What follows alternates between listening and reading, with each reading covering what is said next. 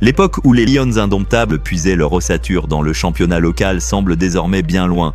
Pour retrouver une équipe nationale largement composée de joueurs issus des clubs du pays, il faut remonter aux années 1970 et 1980, âge d'or du football camerounais. À cette époque, les plus grands noms, Albert Roger Mila, Théophile Abega, Thomas Kono, Jean Manga Onguéné, Doumbé Benjamin Massing, Louis-Paul Fédé, Bonaventure Djonkep, portaient fièrement les couleurs des clubs du Cru, le mythique Tonnerre Kalara Club, le Canon de Yaoundé, l'Union de Douala ou encore l'Orix. Le championnat camerounais régnait alors sur l'Afrique. Ces clubs enchaînaient les performances continentales. Le TKC remportait la Coupe des vainqueurs de coupe en 1975, tandis que le Cameroun s'adjugeait 2 Coupes d'Afrique des Nations au cours de cette période dorée.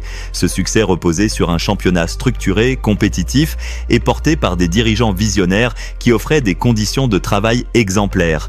C'est d'ailleurs ce professionnalisme qui attira sur nos pelouses des talents étrangers comme George Weah ou Japhet Ndoram, séduits par la rigueur et le prestige du Tonnerre. Parmi ces bâtisseurs, 2 noms résonnent encore, Martin Omgbazing et Emmanuel Ngassa Api. Ce dernier reste à ce jour le dernier président camerounais à avoir offert un trophée continental au pays, avec l'Union sportive de Douala victorieuse en 1981. C'était un grand frère, un ami, confiait récemment un ancien dirigeant de l'Union. On l'appelait Maltype. Il adorait Tonnerre. Au stade, on s'engueulait. Ensuite, on se retrouvait autour d'un verre avec Soter Tsanga pour rigoler. Une époque chaleureuse, fraternelle et surtout glorieuse pour le football camerounais.